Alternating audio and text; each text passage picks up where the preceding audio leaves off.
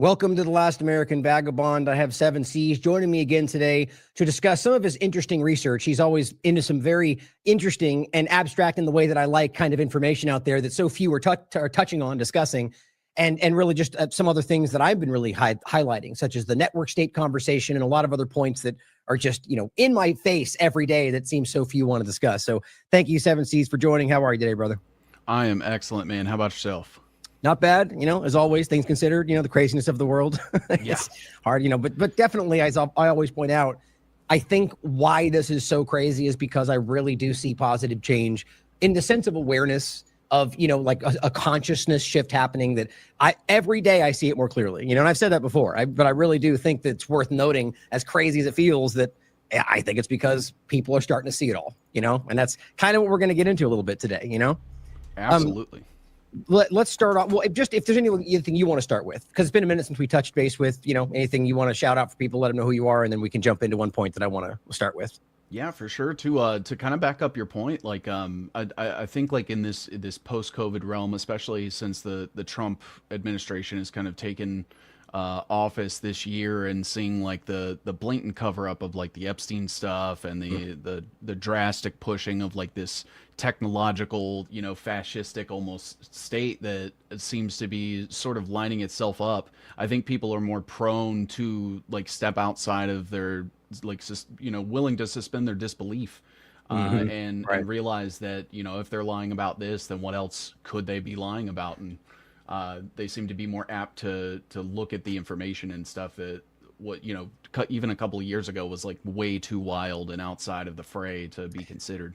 Yeah, you can't, this conversation, you have to include anybody having it, what Israel did, whatever your thoughts are on what they did or how they did it or whatever is justified, which obviously, if you know my opinion on it, that action tore apart the Overton window. Yeah. But it's not just that, is my point. There's so many other these kind of moments that we've had. But really, I think that was sort of the last straw. Like that blew open that conversation that then opened all these other doors. And we were already kind of going through that with COVID-19, right? Where it wasn't a partisan thing as much as there were clearly slants. You can look back and see that, people were grappling with something that really had nothing to do with politics that was being used to force us into these boxes. And it just didn't get put away. People are like, well, that's a big deal. And what else should we question? So it's fantastic to see. And Absolutely. So this point in regard to Massey and the current administration, it's an interesting development. You touched on the Epstein files and how, it's quite obvious to, I think, people from a nonpartisan perspective that, and especially longer than just this administration, that this is a bipartisan issue. And clearly the actions they've taken it's embarrassing. That's why I'm of the mind, one of the many points that most conservatives are quite vocally at this point, not Team Sport Republicans. They'll always be on the team side, but the conservatives are going, there's something wrong right now, and maybe still have hope for the team or Trump even, but still recognize the problem, but that they've absolutely made it clear that they're trying to cover this up. You can't go hoax. It's real. There's no more. Here's some more. It's not, it's a Democrat lie. Now it's a hoax again, without just making a fool out of yourself, And so this isn't really about the Epstein files. It might be, you can decide. You might've seen this clip going around. Massey's in a podcast, an interview, and he lets the cat out of the bag. And it seems like he thought about it for a second, because there are going to be repercussions, and made it clear that Kash Patel's office reached out to him and basically threatened, strong-armed him. Said, if you want to play hardball, then we're going to start investigating you for fraud. Out of the gate. So let's watch the clip, and then we can discuss the many implications for a statement like that. And I just think it's interesting to set this table with the kind of this is what I think the government and the left or right has always been, but there's something uniquely blatant and clumsy about the Trump administration. Yeah. Also, I'm going to say this here on camera because it's important. One of Kash Patel's staff threatened my staff with a criminal investigation if we didn't straighten up and play ball. I was going to ask you about that, but since you brought it up, and I didn't I'm bringing it up. Okay, you brought it up. And so, like a criminal investigation having nothing to do, he said it was going to be a fraud. We're going to investigate one of your staff for fraud. Right. And he told another one of my staff this. If you guys don't straighten up, if you want to play hardball, if this is how you want to play it or something like that, this member of your staff is going to get criminally investigated for fraud. A very specific threat. Very interesting. Yeah. So what are your thoughts on that? So, anybody that's kind of followed me and knows that I also have a little bit of contention for Massey. First and foremost, just because his willingness to participate within, a system that I think is wholly broken and not able to be fixed. And it seems like when it comes to the Epstein release, like figures like him and Marjorie Taylor Greene seem to have become like the leading controlled disclosures, because as far as I know, everything that they've released, like independent investigators, were on top of that and had that info years ago. Right. And so it's kind of difficult to, I guess, take him completely at face value, but it's also not outside of the realm of possibility to see Kash Patel do something like that. I was gonna say, which we never should, which we Right. both discussed. We should never blindly take any. It should be questioned. It should be investigated. Keep going.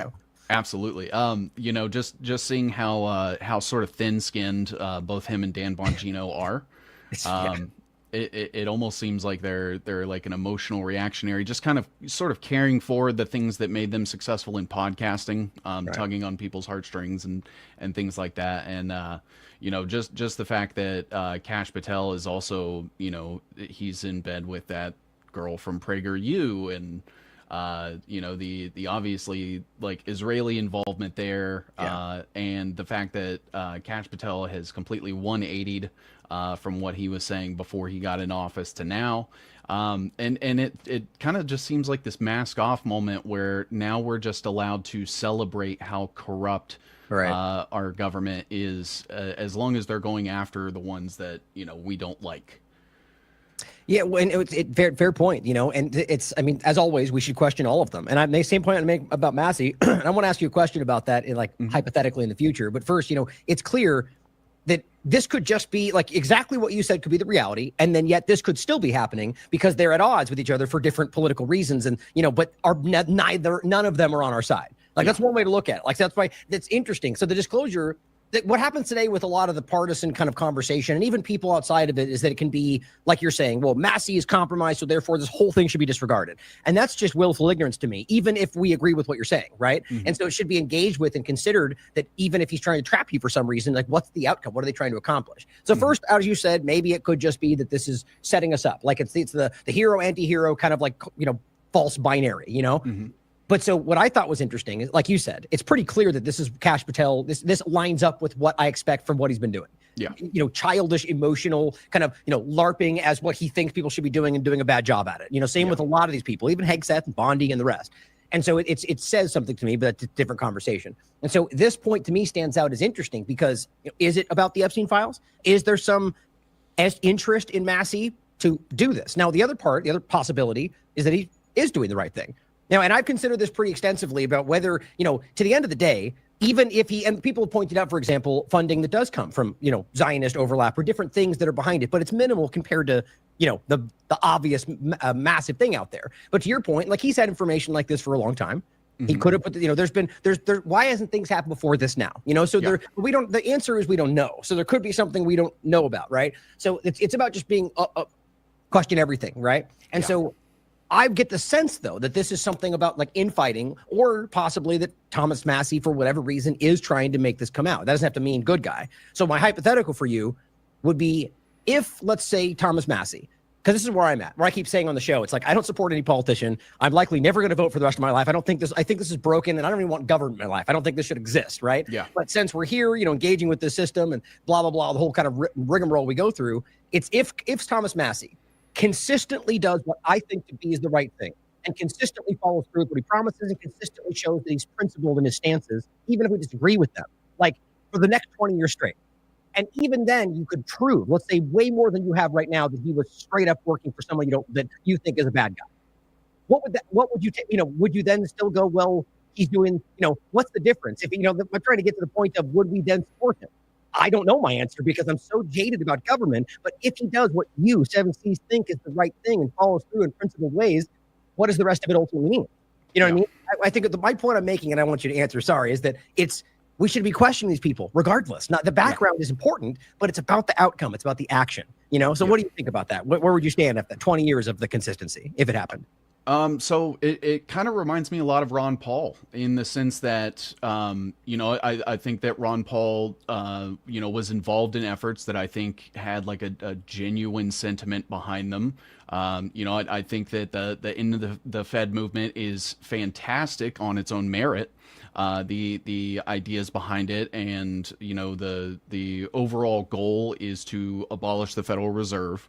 The issue that I have is that it seems like a lot of I guess long-standing progress wasn't really achieved through Ron Paul. It seems like, especially now more than ever, that his in the Fed movement, the thing that he's kind of been like most famous for in his career, has been co-opted by like crypto bros, and they're essentially saying, "Hey, we will in the Fed," but then using this like Hegelian dialectic to say, "But we'll replace it with crypto and CBDCs," and it just kind of feels like that's sort of what Massey is sort of set up for. Is, hey, he'll be a lightning rod for all of the dissent, but to make sure that it operates within the Overton window that they want. Yeah, that's interesting. And so in that framing you just laid out, is it possible in that framing that Ron Paul or Massey are not actually the bad guy and don't know that they're being used?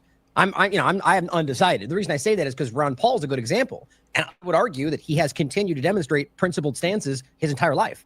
You know what I mean? So I think he definitely tried to do what he was trying to do. That's my opinion. And there's plenty of things people could probably throw out that would make you go, but if you look at the consistency of his action, his Ron Paul Institute, Daniel McAdams, and their continued effort to do what I think is the same thing he's always been trying to do, that shows me that he was doing that, but it was co-opted. The system's broken, but he was real. Based on what we can look at, who knows for sure. And so it's the same point with Massey. It's like, that's kind of what I'm trying to get at, is that the system we know is broken. And that's what everyone's grappling with. But if Massey's out there doing what he's trying to do and we think it's actually having positive effect, it's something we should be discussing, and whether or not it's kind of mixed in with all this. And like I said, I don't trust any of them. I don't think I ever will. But I do think it's interesting that we're seeing this happen. And my take again, or I didn't really get into it, is I do think there's something there. I think that what's happening right now is that Massey, and the question is for what reason?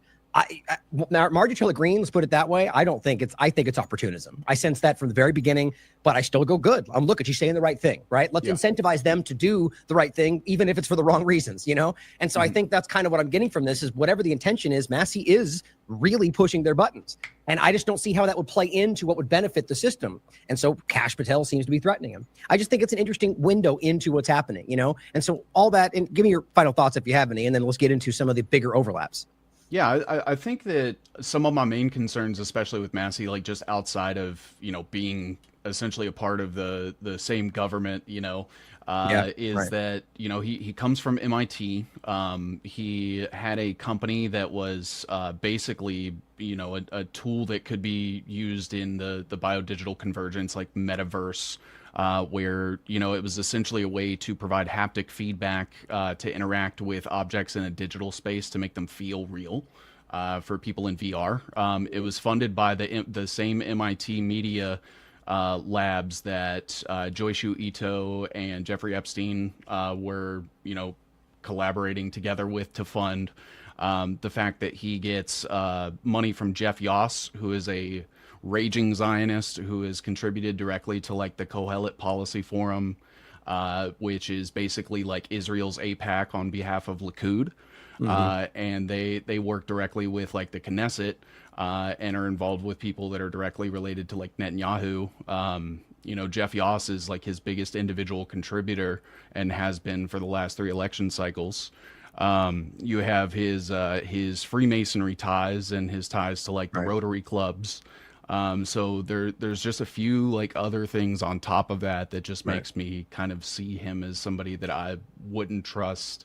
But again, to the point though, we wouldn't trust any of them, right? Like that's what we already agreed on. We should question and trust. Now, so in my mind, it seems clear that we should be going, let's look see how it plays out, because if it, like, I guess the baby with the bathwater kind of a thing, because there's a lot of effort out there to go, I agree with everything you just said. Those are concerning. We should be keeping an eye on that. And but let's watch the actions point to something we agree with, whether or not, it wrapped up in this is the idea that if we were to go, Thomas Massey made a good point, or he may be doing the right thing, that therefore then we're somehow supporting the wrong side.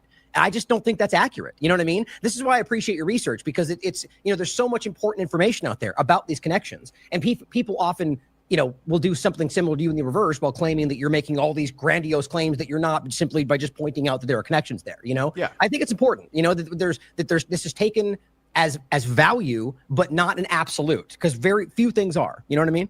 Absolutely. Yeah, I think it's important. Obviously it's kind of easy to like speculate based on different facts on, who somebody is, where something's going.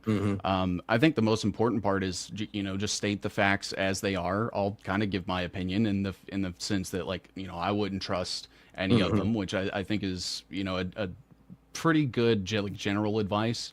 But allow people to, but allow people to like infer their own conclusions from that. I'm not saying like he's inherently like an evil person or anything like that. It's just, facts of the matter. He's connected to this. There's financial records here. So like do with that information what you will. Exactly. And look, that's all I can hope for. And if he like, so let's say he does everything right for the next 2 years, and then, as you said, steps in as like the leader of the digital conversions, then we should immediately go, okay, And so what I would argue is that the highlighting what he's been saying that's correct would in no way mean that you supported that effort. You know what I mean? Like it's about trying to just highlight what is right in the conversation, or what people that are like, I think right now there's so many politicians that are grappling with like beginning to say what we know is going on, because they know it will be a waterfall of support. But they go, but if I do those things, Trump will attack me, Netanyahu will try to kill me. It's like there's a lot of things they're grappling with. And so it's a line. But I think some of these younger politicians are stepping out there and going, I'm going to try to take the power. And I don't think they have good intentions. I think it's more politicians trying to use but I will still go, that's the right thing.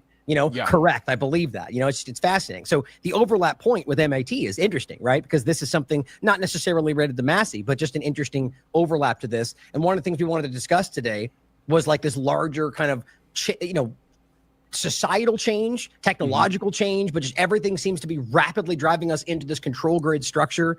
There's a lot of different moving parts to it, but this one is a specific aspect that you touched on. Go ahead and explain what this is for us, and then we'll get into. I have the study we can pull up too.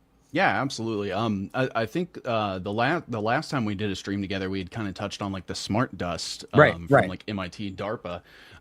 So this is, I think, incredibly important because, some of the things that people have framed as like crazy conspiracy theories and things like that when it comes to the biodigital convergence, they're openly admitting to. So they have released white papers that say that they have new therapeutic brain implants that could defy the need for surgery. So this is non-surgical. They can do it via injection. It is something they call circulartronics. So it is something that can essentially, it's a nanoscale device that can attach itself to the T cells in your blood. And that way it is able to disguise itself within your immune system to keep it from getting attacked, and use it uses the blood vessels because it is small enough to bypass the blood-brain barrier. And then those devices are then able to be manipulated via wireless signals, and they can essentially neuromodulate people. And, they're claiming it's going to be used to fight things like Alzheimer's disease. When, in actuality, everything that we've ever seen that has been a source of like innovation or a humanitarian effort by the medical industry always ends up weaponized by the military industrial complex. Right. Like without fail, it seems. And usually you find out that they've been working and studying it for 20 years before they even presented it to you as this new thing they were touching on. It's just so consistent when you look back. Exactly. Yeah. It's it seems to be a trend that that I've always heard it as a rule of thumb that any technology they tell us about the military's had for 30 years. Yeah. So that's a pretty good rule of thumb. I mean, I would argue there are a few deviations, but it is wildly consistent if people want to look into that. Absolutely. Like, I look at things like ARPANET in relation to like the public internet.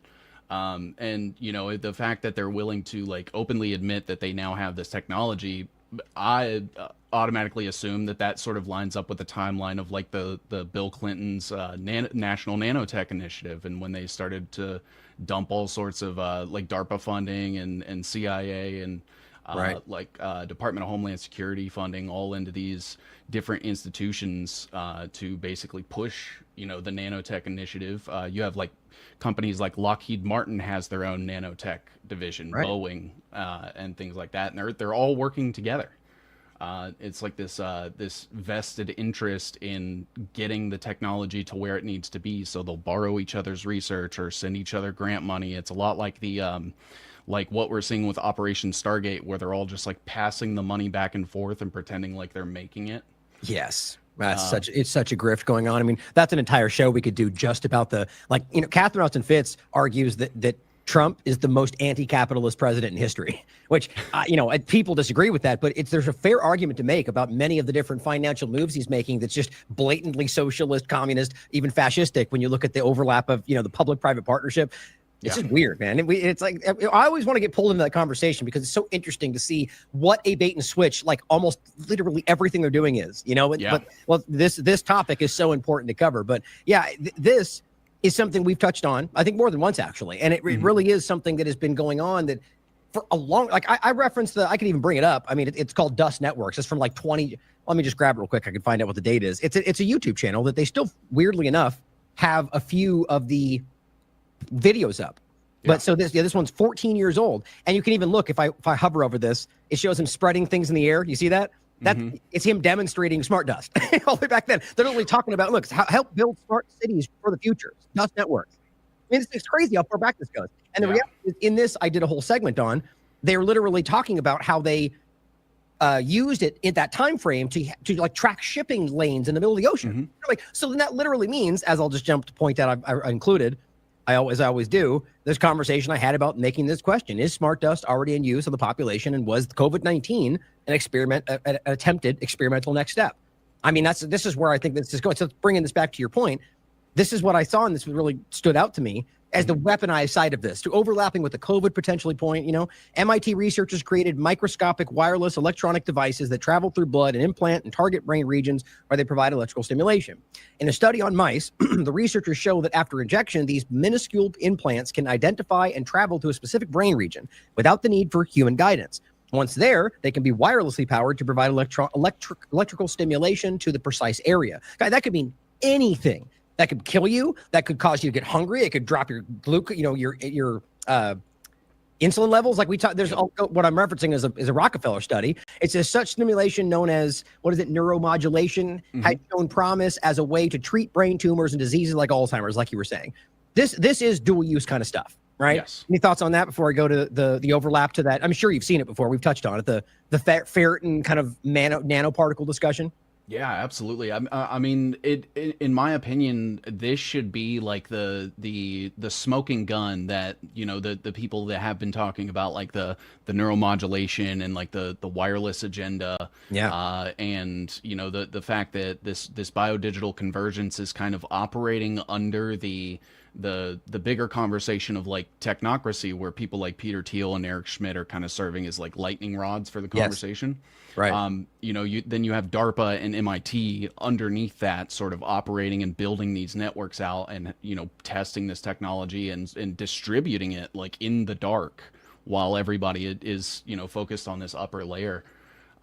It's concerning because, you talk about it and it seems so fantastical that people start to think that I'm crazy. Right. I make this joke all the time. Like you remember Boys Life magazine? I remember reading that one as a kid and looking in the back, all the little catalog things, and going like flying car and all this, the random stuff. It was kind of a gimmicky thing you could get, and it was like, it wasn't real, but the point was like this, in the future, or kind of a thing, like it would talk about like these, you go, oh, it's like 50 years of that. It's like this idea of like what's coming way down in the future.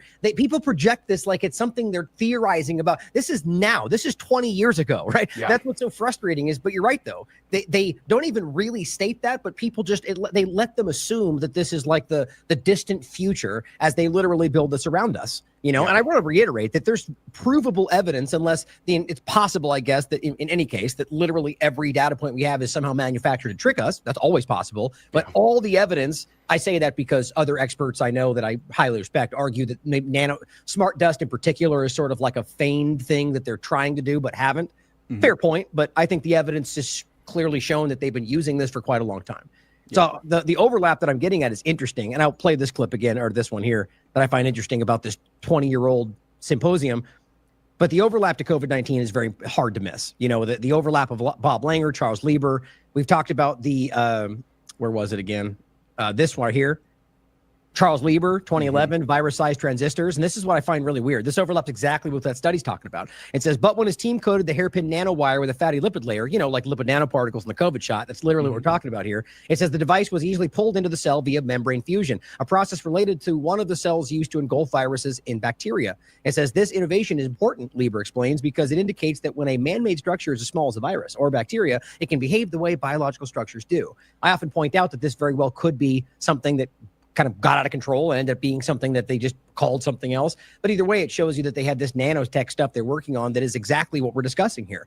You know, and that this was kind of the precursor to the COVID-19 technology, along with Charles Lieber, who was the scientific co-founder of Moderna. And they were working on the optogenetics, magnogenetics, and all the kind of overlapping science around all this.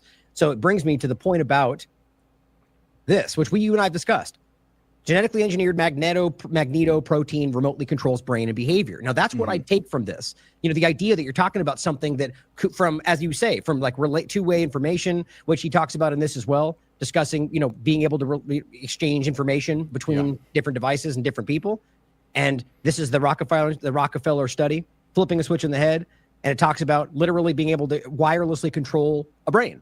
Yeah. You know, and so it's like, this is so insane. And now I'll give you two more things to make this incredible where we're going. This just came out from the Guardian. Mind-altering brain weapons, no longer only science fiction. You and I are like, no duh, we've been talking about it for years, but it's like, it's coming out right in front of you. And then here's British government plans to introduce cameras that can detect emotions. Like, it's just flowing out. And I'm at the point where I think people are sort of like you said, just going, this seems like conspiracy theory. It's probably not even real, when they're literally being told that it's happening. You know, all this comes together as the Great Reset overlap, you know? Yeah, and that's why I always make it a point to, you know, link back to these white papers and like these official sources where it is them admitting that, and you know, to your point where it's like, you know, we do kind of have to take them at face value on the sciences, because I don't have the means or the funding or the technology to, you know, investigate whether their scientific findings are proven or not. But these are the same exact things that they're pitching to investors when they, you know, when they take these technologies public. And this is what they're, you know, using to like secure funding. So I have to at least take them at face value. And if they're all saying it and openly admitting it, I mean, these are the things that, you know, back in the 60s, they were trying to hide in classified documents like MK Ultra, for example. Right. And now it's worldwide and it's wireless, and everyone just seems to be like too afraid to talk about it because they're afraid of like bumming people out. And, yeah, right. Remember when Twitter did that weird thing where it's like, stop being negative? Yeah. Like, look, the only positive thing. That was a very clumsy effort to try to just be like, don't talk about the bad things. But, you know, Catherine Austin Fitts, again, has referenced neuroweapons, neuroscience. We've talked about that before, too. You know, it just becomes this really, like, how do you even combat something like that? Like, that's the impossible thing, is like cover ourselves in tinfoil. And now we're back to square one, you know? It is, but it's a very real conversation, you know, and the idea, James Giordano from, I think, the State Department, the U.S. government, you know, talking about how these kind of weapons were used during COVID-19. Now, why he would say that and he would still have his job, I don't know. But, you know, like you're saying, like, same kind of point. Is he doing that to like a Massey kind of thing to get us into that position? Still interesting he said it, you know, and it's like, and yet people are pretending like it's not even real. Did you see the Hegseth thing about the mill dot, or was it gen.mil, the AI bot thing? Do you see that? So this is what I find interesting, connecting to this point, because it came to my mind, is that what they're doing and what they're talking about with like the universal AI soldier overlap as well. That was the AI bot I'm referencing, but they're also doing like the universal soldier. That is DARPA, right? DARPA is a central part of the COVID-19 agenda. And then you've got conservatives literally cheering on exactly what they were fighting, you know? And this is Whitney's article for TLAV, coronavirus gives a dangerous boost to DARPA's darkest agendas. And then overlap that with the fact that DARPA it started XAI. That Elon took over and turned into Twitter, which turned back into XAI. And so now you've got both, like literally all the aspects in place of this one part of having like the AI powered kind of, you know, network platform that people can be manipulated by. You've got the, you know, the bot and aspect of it. I mean, all the different parts are falling into place. And just like to your point, I just don't know how people can ignore this anymore, you know? Absolutely. Yeah, and you know, I believe it was yesterday maybe that Trump had actually admitted that they were launching 6G, and that Yes. it's able to like operate under the skin. I think I actually have a clip for that I can send you where he's like, Yeah, I directly might already have it admitting pulled up actually. I think I have. Yeah, I got it right here from your post. Yeah, You want to play the clip? I can grab it real quick. yeah. Go ahead. Go ahead and explain this while I grab it. So you know, I think that it's interesting when you look back at like Donald Trump's uncle and the fact that he was involved with like the very first venture capital firm in existence. Yeah. And they funded his company, I believe it was High Voltage Engineering Company. And that company was responsible for releasing the very first wireless signals that the military used for radar communications. Interesting. And then now to come full circle to Donald Trump, having been a huge pioneer of 5G, is now bragging about bringing in 6G. And all the white papers and everything that I've looked at for 6G, you know, talks about how we're going to basically live in like this global hive mind where there's going to be nano sensors that are in your body that are sort of, you know, monitoring all of your biometrics and your biological signals. They're even going to be like harvesting energy from your metabolic. I think that's partly already happening. Like maybe not ubiquitously, but I think we can prove that to some degree, what the you know, whatever aspect or the medium it took to make it happen, that people already have that in their body to some degree.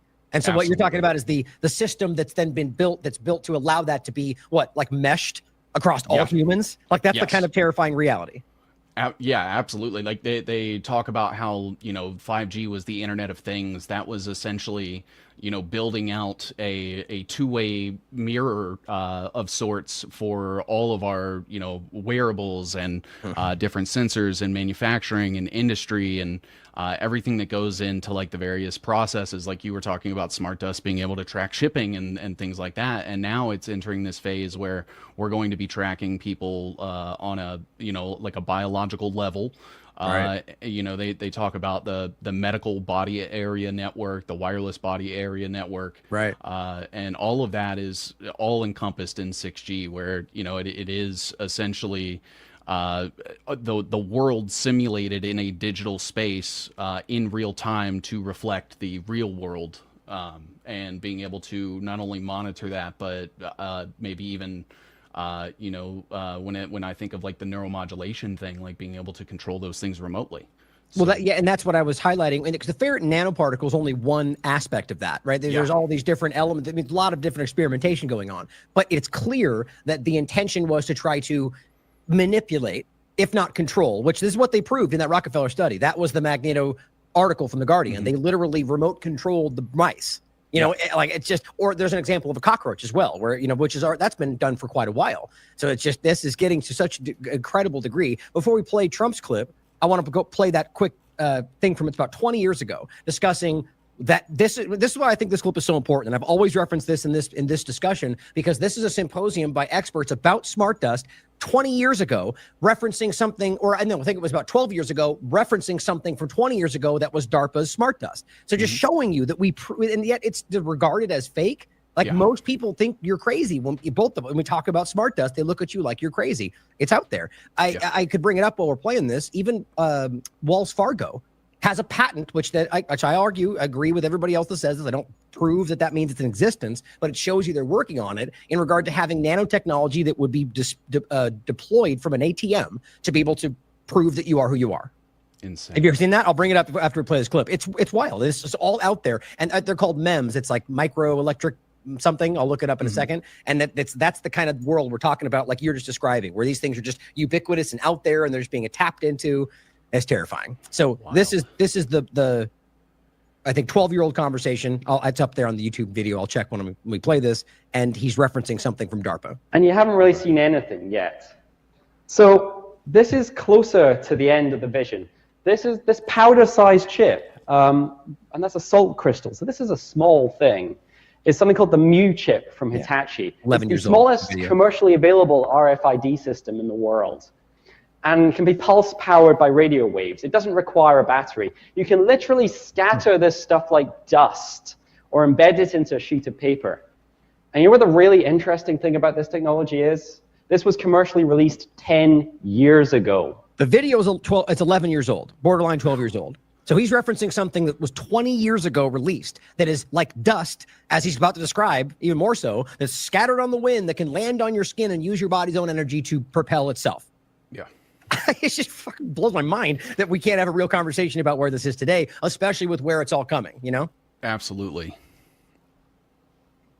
Where it's all going. So the inevitability of smart dust. So what is smart dust? Well, smart dust, of course, isn't a new concept. It originated with DARPA back in the 90s. It did. And it's general purpose computing, sensors, wireless networking, all bundled up into millimeter scale sensor modes, drifting in the air currents, flecks of computing power settling on your skin, ingested, monitoring you inside and out. And if you don't think that's possible, this is the Michigan micro mode.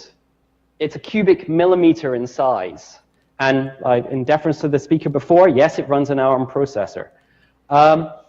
It's a tiny computer, and it features data processing, data storage, wireless comms, and it's probably as close to the true smart dust vision from the early DARPA days as we've come so far.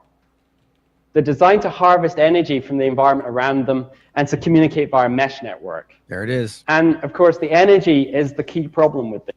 Now, then he goes into, you know, the limitations of the time and so on, right? But I argue every single thing he goes on to discuss, it's a long discussion, has come to pass. Yeah. That they've not only met those expectations, but exceeded, or rather the requirements. They're way beyond that at this point. So any thoughts on that before I play the Trump clip? I mean, I think you've seen this before, but it just, every time it really does. This is the stuff of my nightmares. I say this every time. This genuinely worries me about what's already happening. And, you know, because I don't know how I can fight that. It makes me feel helpless, you know? Yeah.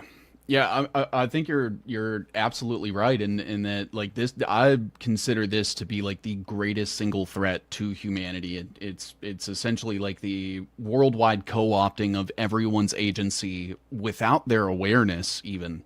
Yes. And like the death of free will as we know it. Well, I was going to write down, as you're saying that, you know, you put another post out about the tokenization of everything, which I love. That's an important conversation that that's been something that's been discussed well before we got to this part of it. But now bringing that into where we are with the digital ID and you know, digital tokens, and even with Gaza discussing that overlap for like their financial side of it, you know, it's clear that there's a part of this that overlaps. Whitney's discussed the idea of using the, even with, weirdly enough, overlapping with graphene oxide and discussing about how they use that to sort of like monitor with smart dust elements, like, and tokenize like nature and water and everything. And those studies have been going on long before even the COVID-19 point, like graphene oxide in the water to maintain, you know, weird stuff like that. So give me your thoughts on that before we play the Trump clip, actually, on I know it's a large point, but the tokenization of everything and how this kind of plays in your mind. Yeah, absolutely. I mean, they talk about, you know, like dumping graphene oxide particles into like the ocean to study, you know, the way that, you know, things travel through the currents, and then they're going to embed themselves into like the aquatic life, and being able to measure like microbacterial levels inside the water. And, you know, measure pollution and all of these things. They're doing it in the ocean. They're doing it in the air. They're, you know, whether they'll admit it or not, you know, graphene oxide is a large part of like the chemtrail spraying that happens. There's patents that they use for, or that are out there for graphene oxide for, you know, cloud seeding, and that's part of the. Send me a link to that, actually, because I don't doubt it at all, and I would love to talk about that in the future. Not right now, just in the future, because that's so concerning. You know, I mean, my thing is, somebody may go, well, that sounds great. You know, keep everything safe and secure. The problem though is that obviously, aside from the what I think the obvious, the surveillance and like we're discussing and how that's applied far beyond what they're discussing, there's also health sides to this. You know, every time they do these things, you think they're concerned about whether that's going to have some kind of repercussion or byproduct or side effect to the ocean or the world or the environment or the atmosphere. No, you know, they just don't. I don't think it's even on their minds. It's about how this can give them more control over all of it. You know, and it doesn't have to be ubiquitous to every person involved, but clearly that is the general point of the government that I've seen as far as I've been alive, you know, and that very much concerns me. Absolutely. Go ahead. Like when you look at like the focus on, you know, like the in the moment short-term gain, you know, with disregard all long-term consequences and the effects on people. Like I look at like the COVID vaccine as one of the number one examples. And you know, it seems like they don't care. They don't care about what's going to happen. It's about having as much control and as much, information as possible right now and making their investors right now a bunch of money, and to hell with the consequence. You know, and the scary overlap to this, and we can get into some of this with the network part, is, you know, that a lot of these people who are pulling, like, literally on the surface behind funding and influencing most of these conversations, many of them believe that they're going to become some sort of like prophets of the technocratic age, or they're going to live forever with their brain in the cloud, or some transhumanist overlap. And that's not my opinion. They're writing about it. They're discussing it, you know, and so that brings a different point to this, where they're not really concerned about the longevity of the planet or the resources that are necessary for your puny human bodies, you know. And that may sound crazy to some people, but if you care to look, people like Peter Thiel and the rest, and he seems to be the one everyone pretends we're focusing on, despite him being ubiquitous in everything we're discussing. Regardless if you think Peter Thiel's the guy, look at all the rest of them. Look at Andreessen and Karp and Curtis Yarvin's philosophy and all the people tied up in the Prospera and network state cult discussion. It's pretty alarming. Absolutely. Yeah. You know, the one thing that I like to focus on most is financial records. You know, they obviously, money makes the world go round. And when you can point to those things and say, you know, Peter Thiel is throwing money at this and throwing money at that, that alone should be, you know, enough evidence for people to realize that he has completely ingrained himself over the last 20 years in both sides of, like, the American infrastructure, the military, the information technology sectors, and even the culture. And, you know, he's one example of probably 50 that I can think of to, like, that degree. And to then realize, like, all of the extremist, like, transhumanist belief systems that they had, like the TESCREAL thing as a whole ideology. Like, Mark Andreessen is a, you know, self-described TESCREAList, Elon Musk, and it falls in line with that same climate agenda, COVID thing, where we know what's best for you or else. Right. He just said on Rogan not too long ago that, like, basically the idea, and this is kind of that philosophy driving from Yarvin and the rest, but it's like the good oligarchy saving us from the bad oligarchy. Yeah. You know, and that, or Trump's discussion about, like, the means justifying the ends. It all comes from, like, this new, you know, it's what's being driven by that, you know. And you just mentioned, it was go into the term you use to describe them and describe what that means. Yeah, TESCREAL. So it's basically an acronym, and it stands for transhumanism, extropianism. I believe it's singularitarianism, which is, you know, the belief that humans, the next logical phase in human evolution is merging with computers and merging with AI. Exactly. Yeah. Is this something they call themselves? Yeah. For the longest time, Mark Andreessen had TESCREAList in, like, his Twitter bio. He's changed it now, but I have a couple screenshots of it from, I think it was just earlier this year that he changed it. Keep going. Sorry, my erratic brain jumping in with a question. Keep explaining what it's. No, you're good. And then you have a cosmism, which is, you know, essentially that they want to make us, like, multiplanetary and needing to get to, like, a type 1 civilization to do that. And in order to do that, they need to be able to monitor and control all energy, you know, input, output on the planet. You have rationalism, effective altruism, which is where that, you know, we know what's best for you. We're going to do it, you know, just because we're the good guys. That same Rockefeller, you know, sort of mindset that they used to take over the medical industry. Yeah. The Flex report and all that. Yeah. It's the exact same thing. And then long-termism, which is essentially, you know, their desire to live forever.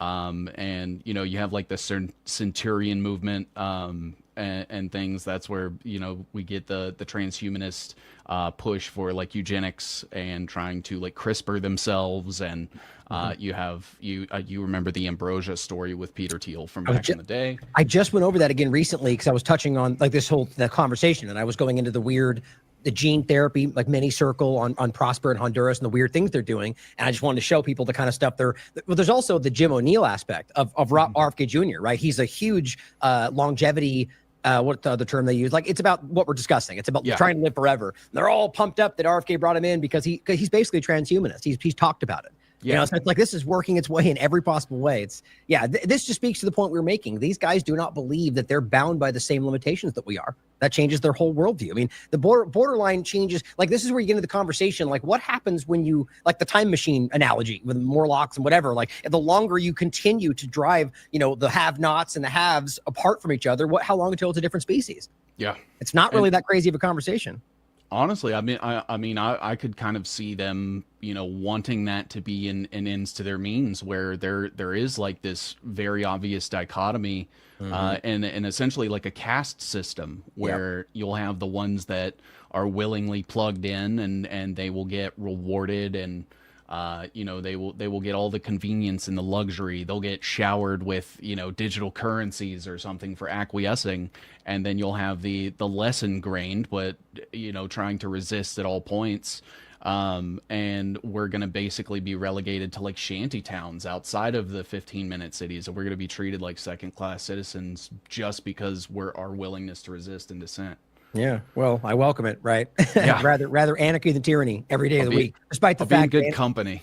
Yeah. Despite the fact that anarchy is not what they describe it as, it's a good statement, right? Like people often describe it as chaos, but even then, rather chaos than tyranny. Yeah, absolutely, right? And every single day of the week. But so let me play this clip before we get too far away from it, because the 6G overlap, and then I want to, since you touched on it more, let's get into the Peter Thiel, you know, the overlap to the, you know, Palantir really, but the Peter Thiel discussion and all that, and we can even touch more on the you know, the ambrosia, and which, by the way, if you don't remember that is for those listening, it's about the injecting young blood to extend your life. It's not a joke. It's literally what they were doing. And it even came out that it was like their studies, people were going, it doesn't even work. The science shows it doesn't even work. And they kept doing it for years more. It's right until 2023, apparently it was still happening. It's very, very weird.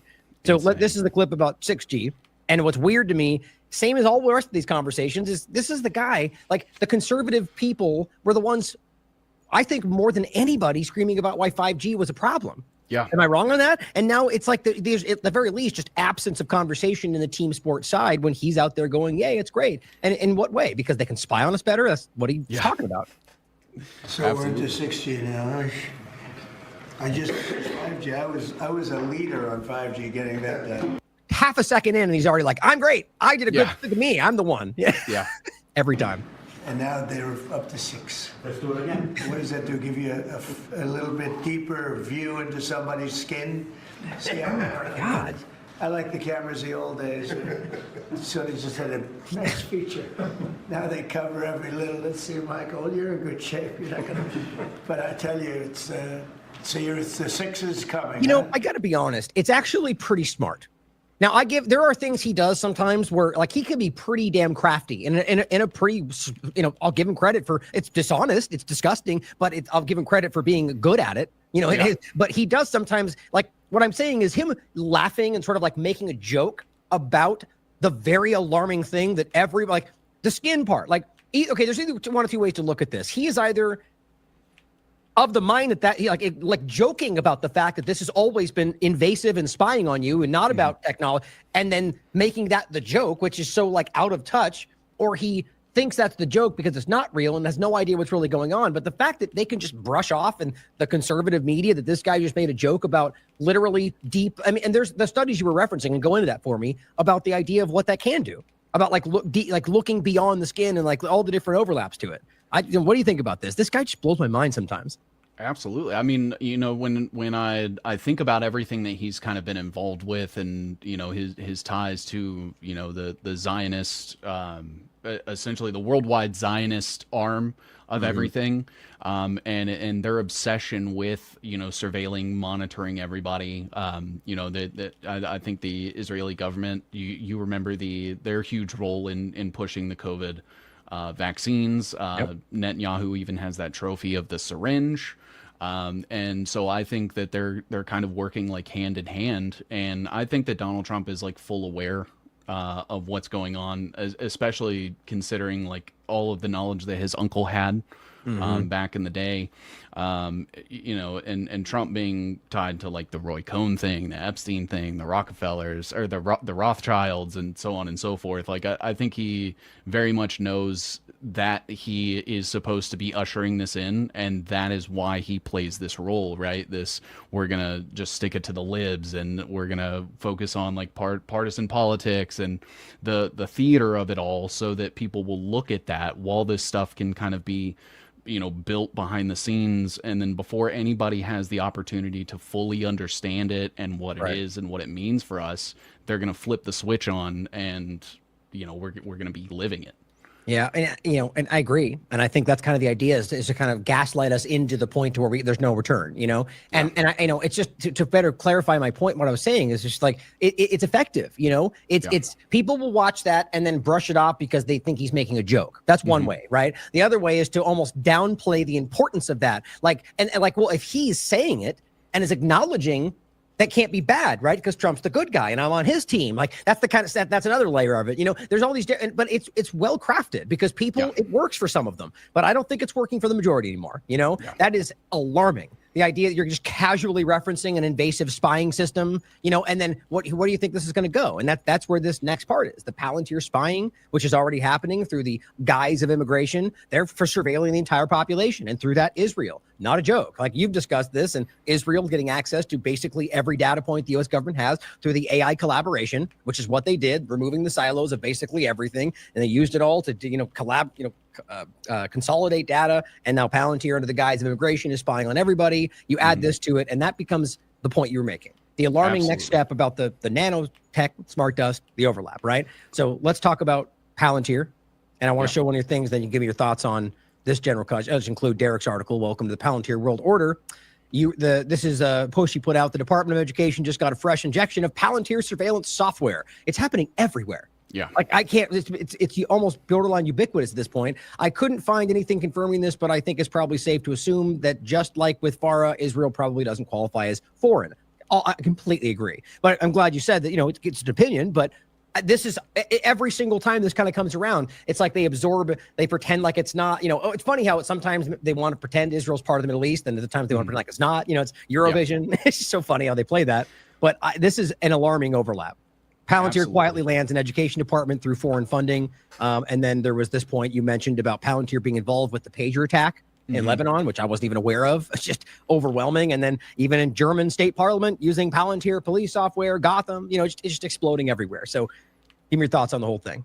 Yeah. So, you know, when they had talked about Doge coming in and kind of gutting the government, I tried to drive home the point that like they're not getting rid of those bureaucracies or institutions. They are getting rid of the people within those bureaucracies and institutions to give the illusion that they're gutting the government. Right. And they're replacing it with AI. And, you know, most of the Doge people were actually either scouted or recruited by Peter Thiel. There's been articles that kind of came out about that. And, you know, the fact that, what was it, 6 months ago, Trump was signing, you know, an executive order saying he was getting rid of the Department of Education. And now, you know, to turn around 6 months later and instead it was, well, joke's on you guys. Actually, the Department of Education is staying, but we're going to, you know, automate it with this Palantir AI. And essentially what they're using it for, in this instance right here is that they are scanning the financial records of every institution, university in America, and they are trying to identify whether or not they have received money from like foreign entities. And that goes right in line with like the you know, Bill Ackman sort of led, you know, charge against the same universities and stuff, claiming the anti-Semitism stuff and that they were getting foreign investments. And, you know, that it just kind of seems to come like full circle. You know, and I don't really know what it's going to take to really show people that the same like technocracy goals that they had, you know, 100+ years ago, those are still the goals, and they've just kind of like changed shape a little bit. And, you know, AI is something maybe they weren't able to predict back then, but you know, that's going to be the lifeblood of all of this. Yeah. And, I mean, I don't understand how this is even in any way disregarded. Like, I get that people don't want to see it. I mean, there's always that, right? There's always a level of the conversation that's just like, it's like a choice. It scares me, or it changes my life and I don't want to look at it. But you know, that's there, right? But then the people that are at least engaging with the information, I don't even, in what world can you pretend like this is not happening?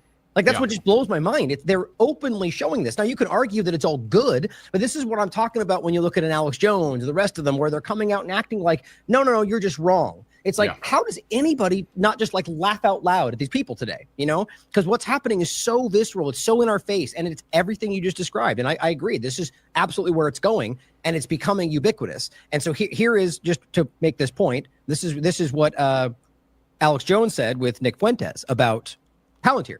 Yeah. Back when they discussed this. Is interesting. I'm more concerned about this suite of companies, though, like Palantir, which is they're feeding all of the data over to Palantir so they can manipulate it with algorithms, and they're everywhere. They're looking at the wastewater during the COVID pandemic. But you're back to this. I've looked at the scale of Palantir, and it's tiny compared to DeepSeek and all these others. And which, by the way, when he first said that, I was like, okay, fair, like funding, you know, because they were going, but that's not even true today.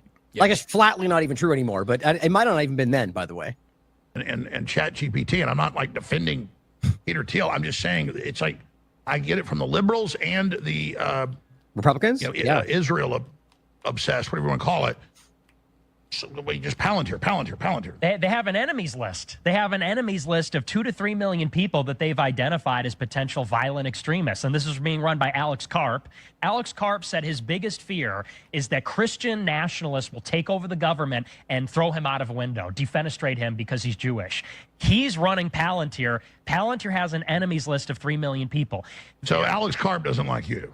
But I don't think so. I don't know him. See how he deflects with a joke, essentially, Yeah. right? Doesn't Yeah. engage with the actual information. But probably not. But you don't want to throw him out of a window. I don't want to throw him out of a window. But I don't think he should control Palantir. I don't think he should control military procurement. That's my concern.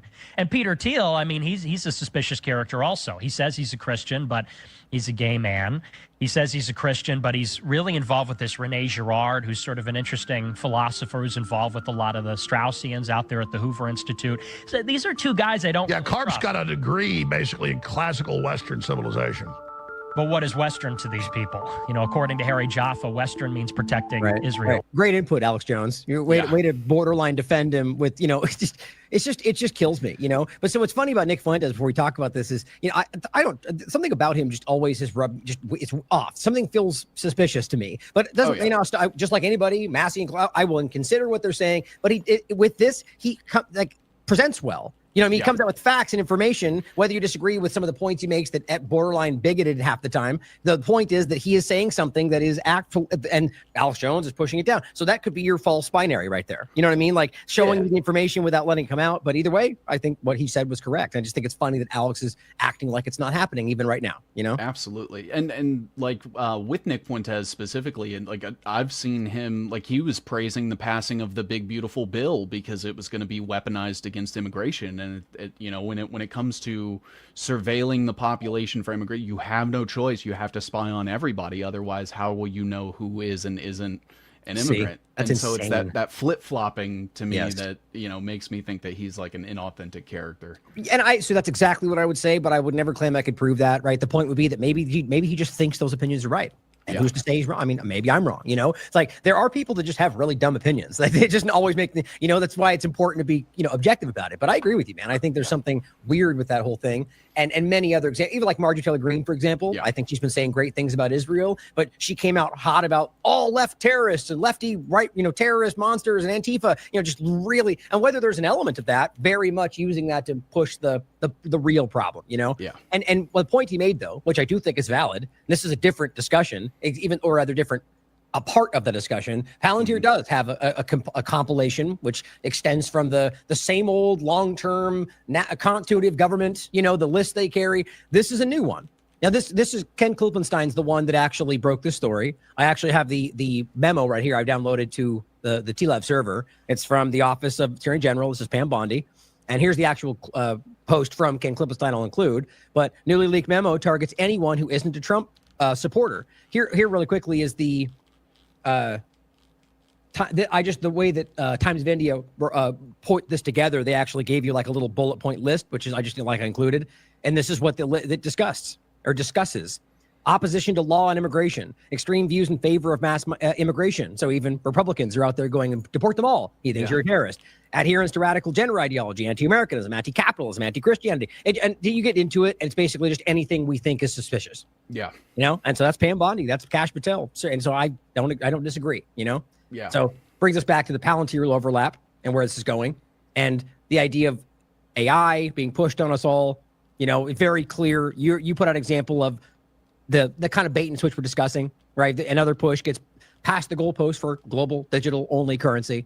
And touch on that if you'd like, but I want to just end with the larger conversation about where this is going in regard to the network state cult. Yeah. And really just my point largely about what I think is a mass, like you just highlighted, by the way, about the paradigm shift around the medical conversation, AMA, reflection report. And, you know, they literally were putting people in positions and boards of colleges. Like they were, you know, they made that happen. And I think we're going through another one of those right now. Yeah. You know, the funding around the network state, the idea of what they're doing. It's like 120 things around the world. And I really do think, this my title was, Trump and the Zionist globalist technocrats are building your new society, whether you like it or not. So let's end on talking about that. And this is in your face right now. And I'm worried this is the largest conversation that few people are talking about. What do you think about it? Absolutely. Yeah, it's one of those things where, you know, when we look at like the phenomenon that happened with like the original run of MAGA, right?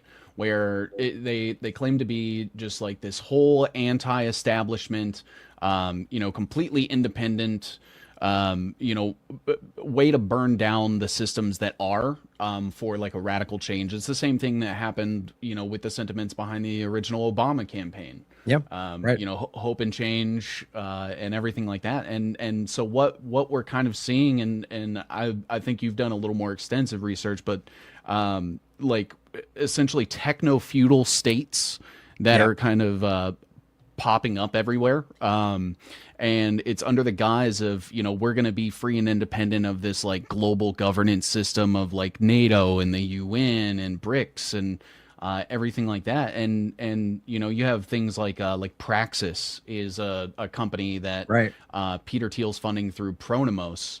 Pronomos, yeah. Is it pronounced that way? I never looked into it. I was saying Pronomos. Is it? How'd you say it? Pronomos. Pronomos. Yeah. Pronomos. Yeah, I think you're right. and so this Praxis thing, essentially, like what they want to do is they want to create like this floating fortress of a city that exists right outside of like the regional waters of a specific country. I believe they're focusing primarily on the United States. And what they want to do is they want to have like their own independent nation state where they have their own citizens that aren't legal, you know, citizens of whatever bordering nation they're a part of, and to be able to legally ferry those people into the neighboring country, like the United States, for example. So like building it off of the East Coast and then taking everybody in that country and, you know, boating them in every day with like a passport.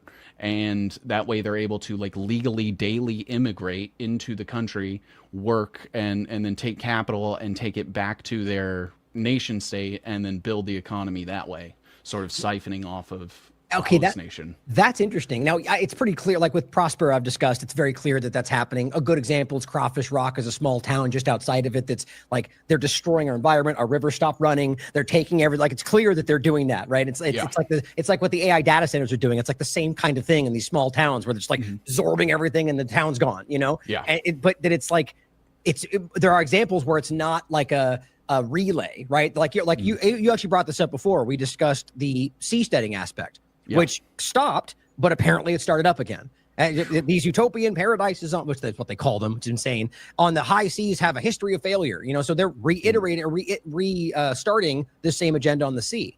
You know, so it's kind of spinning out everywhere. My point, though, is that the main thing is like this, as you described it, the techno-feudal, but sort of like a colonial project. Yeah. You know, it is like you're like Honduras is very clear. That's why Prospero really caught my attention that before I even knew any of this stuff. I was just like, what is this? This weird, basically the 2009 coup by the United States put people in place that allowed this to become more amenable. Now in 2014, I believe they allowed this. I think that was the time when Orlando Hernandez was there, who Trump just pardoned. He was there. He's the one that allowed this to happen illegally, using this illegal engagement, then also manipulated the Supreme Court because they weren't letting it happen to force them to allow this to happen, gave them the special autonomous zone. 2022, he was removed, went to jail for 400 to 500 tons of cocaine.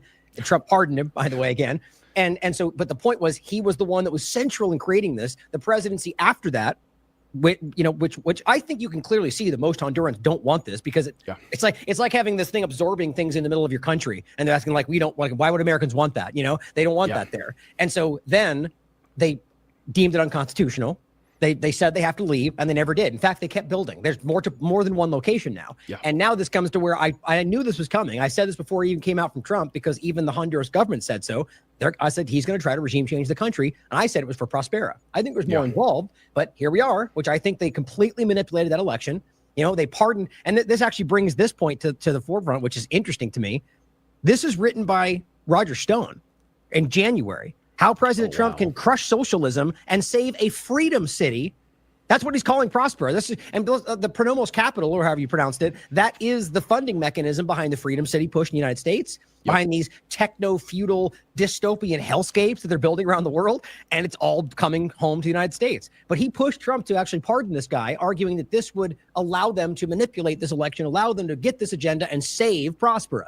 So I'm at the point now where I think that these things are like Trump is regime changing countries for Prospera. You know why Greenland was even a conversation? Because Peter Thiel asked Donald Trump for Greenland to make it a freedom city.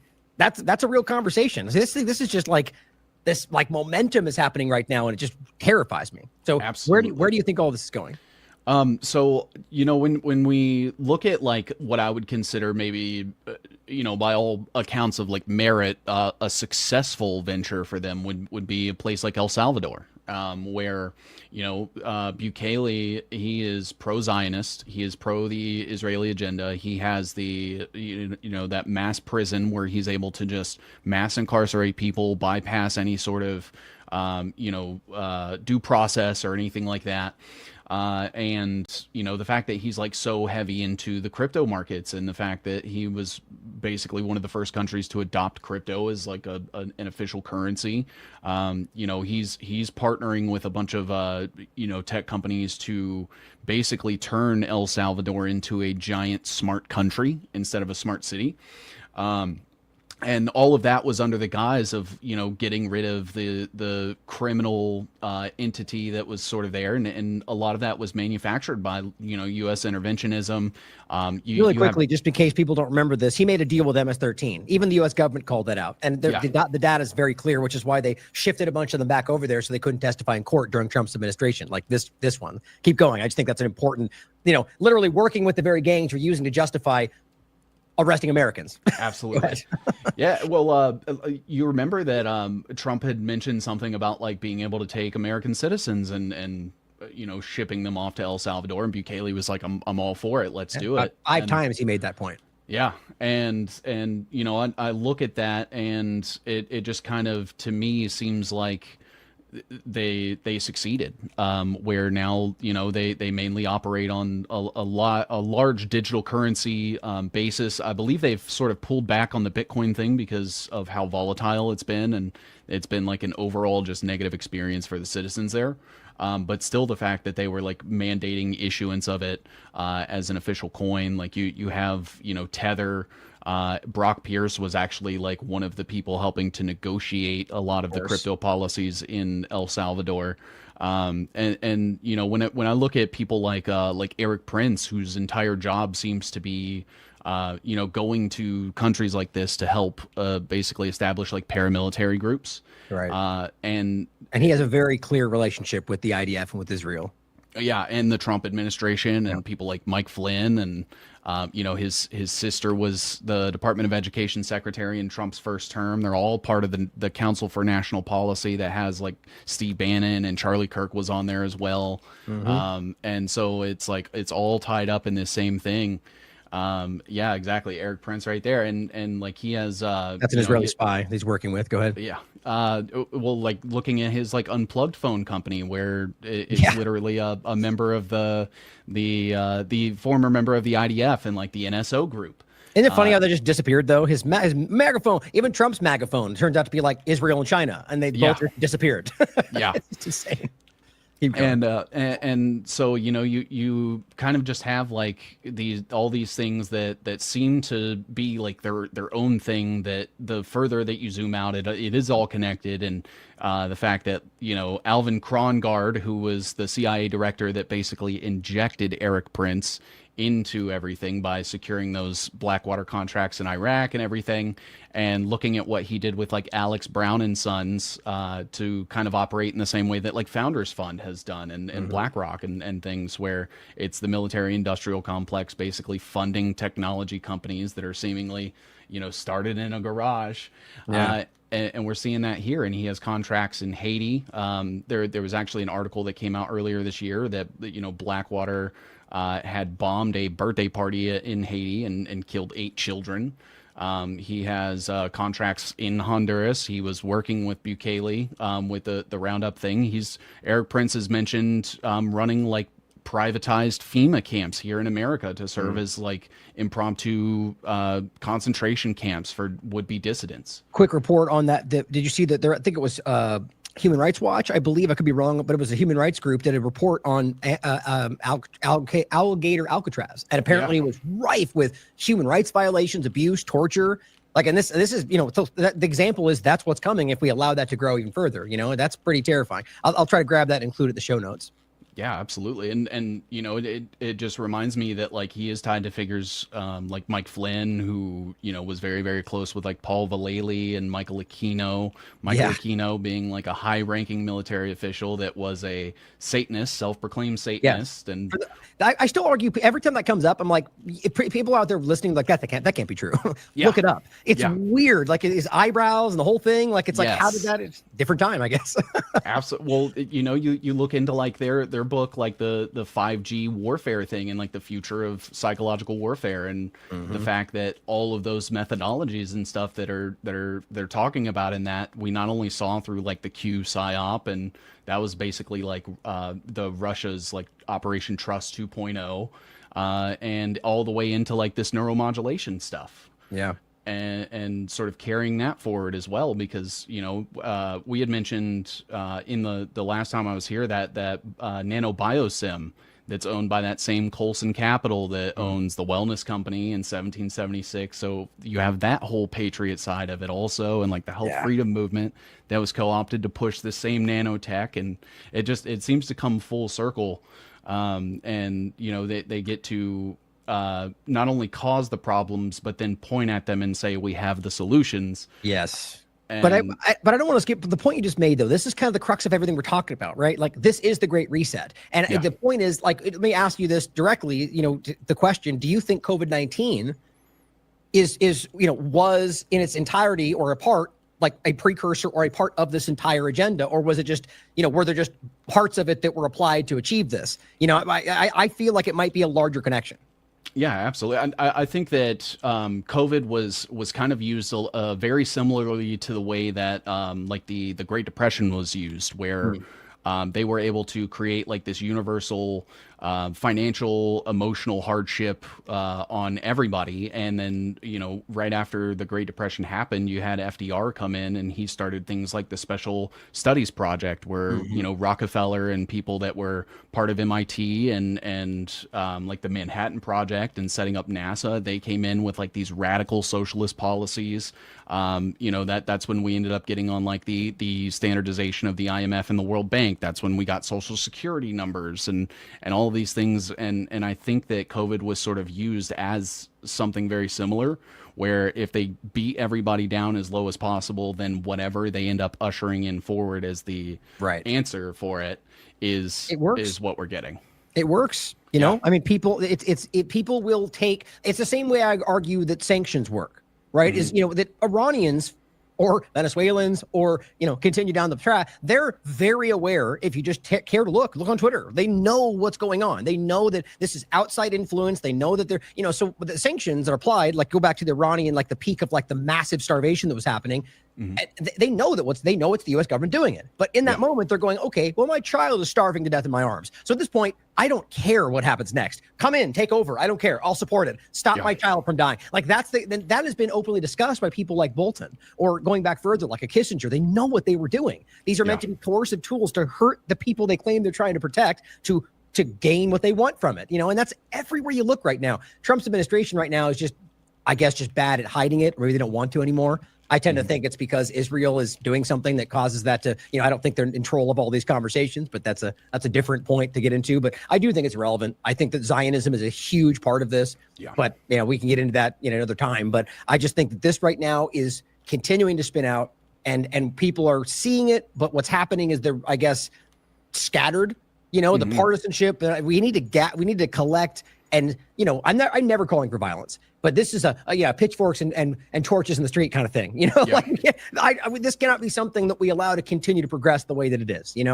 So let's wrap this with where do you think this is going? How close do you think we are to what we're discussing? And what for people out there going like, what do we do? What's your answer if you have one? Because I don't think I do.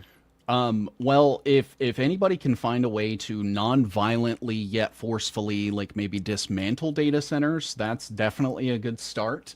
Because it is one of those things where they get you in a catch-22 where it seems like they are doing their best to eliminate, like non-physical means of being able to upend a system like this. But then if you could turn around and try to advocate for anything that they've made still in the realm of possibility, then you're considered like a violent extremist and a terrorist and things like that. And they could just lock you up, kill you, so on and so forth.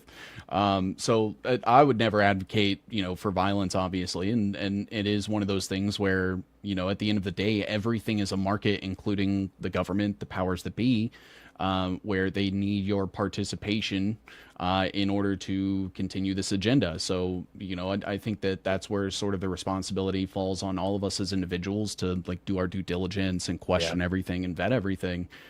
Because like every dollar that you put that goes into BlackRock's pocket, for example, that is another dollar that they're going to use to fund something else. And it just becomes like this self-fulfilling prophecy, vicious, like Ouroboros, if you will, of us eating our own tails because we're too afraid to like focus on what's in front of us. Yep. Yeah, another example of the whole BlackRock's the worst thing in the world, except when now he's on our side and it's a unity party and we're winning. BlackRock is either nice pop up. It's clearly that BlackRock is what service we're calling it. It's called a shadow bank in its own terms. This is a problematic entity, but the fact that Larry Fink is just like the rest of the conversation, or at his inauguration, having all of Silicon Valley, it's just, we all can see what's going on. This is not what people said it was. I'm just hoping more people can have the courage to call that out at this point, Absolutely. And I think that where we are right now, people need to kind of get past some of these petty kind of partisan divides. And to what you said, no one, I doubt anyone here is asking you to, or suggesting that you should do anything illegal or go out and do anything violent. But it's interesting is that you talk about the DFLOT website, for example, right? The guy who does the camera literally called them a terrorist organization. So doing something that's completely legal will still be deemed terrorism by people that don't want you to call it what they're doing. So just recognize that. And you got to find a line out there to find, like what I'm doing, for example, what you're doing can be called, it is called terrorism, or in some way or shape or form a manipulation, that they could argue we should be at least censured or put in jail for, which is what's happening right now. But what we're doing is completely constitutional, legal. And so I'm going to continue to do what I believe in, even if they're going to threaten me with something, if I find it unjust, that's where we all should be. And if we, find your line out there, we talked about this on the IMA as well. Like we all need to find those lines for each one of these things now. Recognize where that line is before you're facing it, because it's going to be much more difficult to make that choice when they're dangling the future of your children over you when you're trying to make that choice, whatever it is as it comes. So thanks for tuning in or being here today, brother. I always enjoy our conversations. There's so much going on out there. We want to leave us with final thoughts, upcoming events, whatever you want to talk about. Yeah, absolutely. I mean, I think at the end of the day, that this biodigital convergence stuff is, especially when you start to pull in everything that we've kind of talked about today with like the nanoscale technology, the neuromodulation, the wireless signals, the venture capital, technocrat sort of sphere of influence, all sort of propagated behind this whole fake independence, fake liberty, fake patriotism sort of guise. Like I think this is like the number one threat to all of us, and something everyone should be talking about. So I really appreciate the fact that you're open to this information and you can kind of vet and verify it for yourself, see the credibility behind it, because it does seem like something that people either are too afraid to try to understand, and I think that is going to be like the biggest detriment to the individual. Yeah. But also just like the fear of like, what will people think if I talk about this like extremely radical thing? And to me it's an issue that's as simple as humanity versus anti-humanity, and I don't think that the line in the sand could be drawn any clearer than that, and that alone should be enough to make us maybe set aside less differences for the sake of at least ending this, because this is the death of free will as I kind of come to understand it, and that nobody should be on board with that. Yeah, I completely agree. I mean, I'll take it one step further too. And, regardless of whether, if you're out there and you believe something, you look at something and you're everything in you says that's wrong, or your principles, your integrity, like everything stands out. And you're like, that should not be what's happening. And you look around and literally nobody else agrees with you.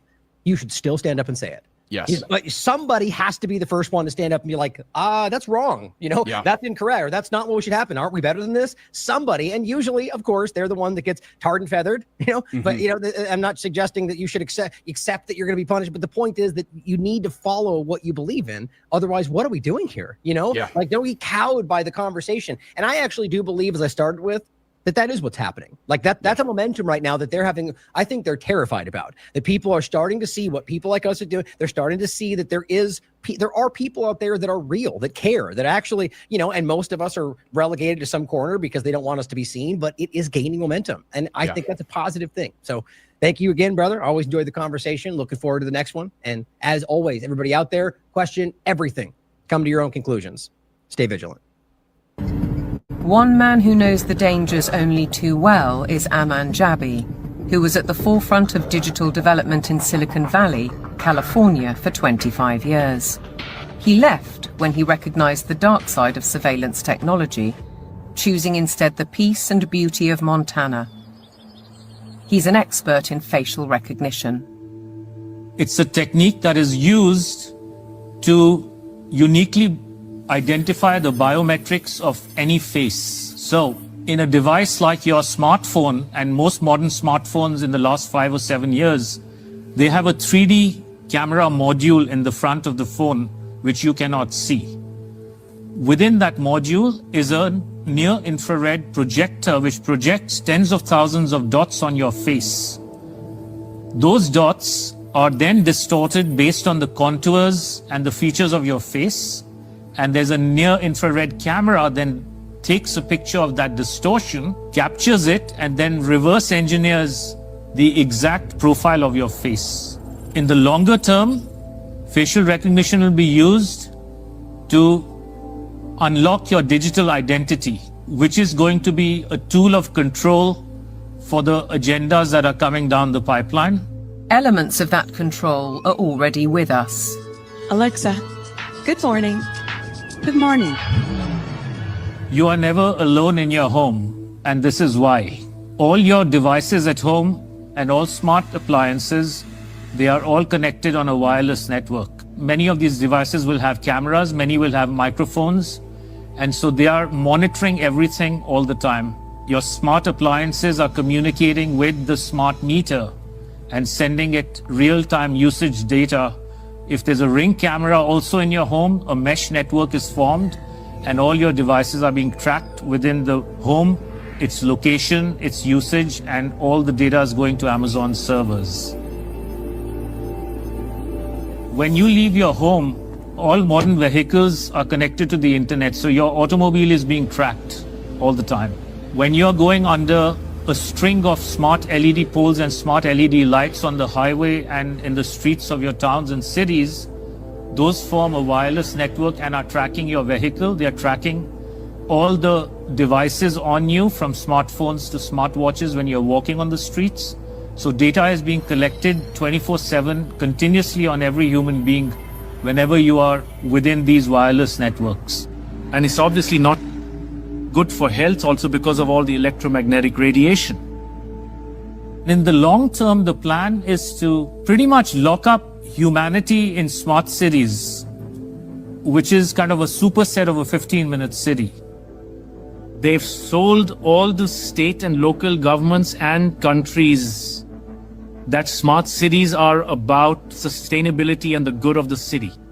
But in reality, the language from the UN and WEF and their white papers is all inverted. So, air monitoring is really about limiting mobility and no car ownership. Right? Surveillance, control via LED grid is why the smart lighting is there. Water management is about water rationing, noise pollution is about speed surveillance, traffic monitoring is about limiting mobility, and then, of course, energy conservation is all about rationing heat, electricity, and gasoline. Another concept one should be familiar with is called geofencing, and that's, think of it as an invisible fence around you, where you cannot go beyond a certain point, and that will be related to your face recognition, digital identity, and access control. Your smart contracts, SoftBrick can turn off your digital currency beyond a certain point from your house. Our world has been turned into a digital panopticon. That means you can be monitored, analyzed, managed, and monetized. Surveillance capitalists are already making billions of dollars selling our information to big corporations, because this kind of detailed knowledge enables them to predict and influence our behavior.